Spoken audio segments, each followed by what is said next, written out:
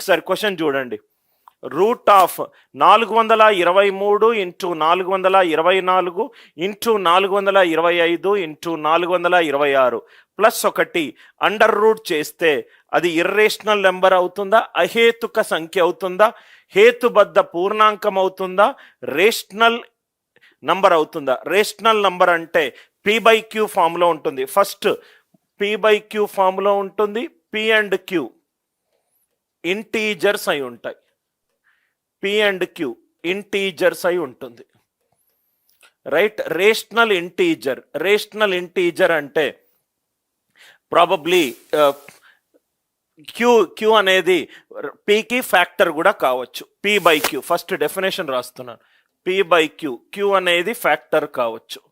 Queue అనేది factor of p. ఇది definition sir. Queue అనేది pని డివైడ్ చేస్తుంది. అహేతుక సంఖ్య అంటే ఇది p/q ఫామ్లో రాయలేము. నన్ ఏది కాదు.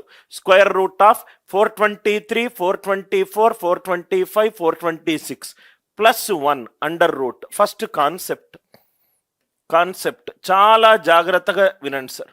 కాన్సెప్ట్ ఫస్ట్ ఎగ్జాంపుల్స్ రాస్తాను, దాని తర్వాత కాన్సెప్ట్.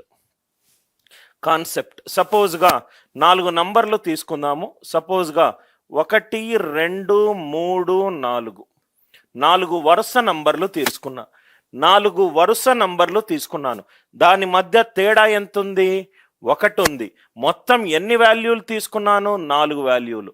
ఇదేమవుతుంది చూడండి. 1 ఇంటూ 2 ఇంటూ 3 ఇంటూ 4 1 2 2 2 3 6 6 4 24 24 ప్లస్ 1 25 అనేది చతురస్రము, పర్ఫెక్ట్ స్క్వేర్. 25 అనేది చతురస్రము, పర్ఫెక్ట్ స్క్వేర్. మళ్ళీ చూడండి సార్. 1 2 3 4 1 2 3 4 4 3 12 12 2 24 plus 1 25 is 5 square. ఇప్పుడు నేను తేడా 2 తీసుకుంటున్నాను. 1 3 5 7 తేడా ఎంత ఉంది? 2 ఉంది. మొత్తం ఎన్ని పవర్లు ఉన్నాయి? 4 పవర్స్ ఉన్నాయి. 2/4 ఏమవుతుందో చూద్దాం. 7 5 are 35 35 3 ఎంత? 105 105 ప్లస్ 16 ఎంత? 105 plus 16 105 plus 16 121 121 is 11 square. 121 is 11 square. Are you all with me? ఇది కూడా 5 స్క్వేర్. సార్ ఈ 2 నంబర్లు 1తో స్టార్ట్ అవుతుంది, 1 కాకుంటే ఏమవుతుందో చూద్దాం. డిఫరెన్స్ 3 తీసుకుందాం. 2 5 8 11 2 5 8 11 ఎన్ని నంబర్లు ఉన్నాయి? 4 నంబర్లు ఉన్నాయి. వాటి మధ్య డిఫరెన్స్ ఎంత? 3. అంటే ఇది 3/4. 2 5s are ఎంత? 10 10 8s are 80 80 ఇంటూ 11 880 880 ప్లస్ 81 961 ఏమైంది? 31 స్క్వేర్ అయింది. 31 స్క్వేర్ అయింది. Are you all with me? 31 square అయింది.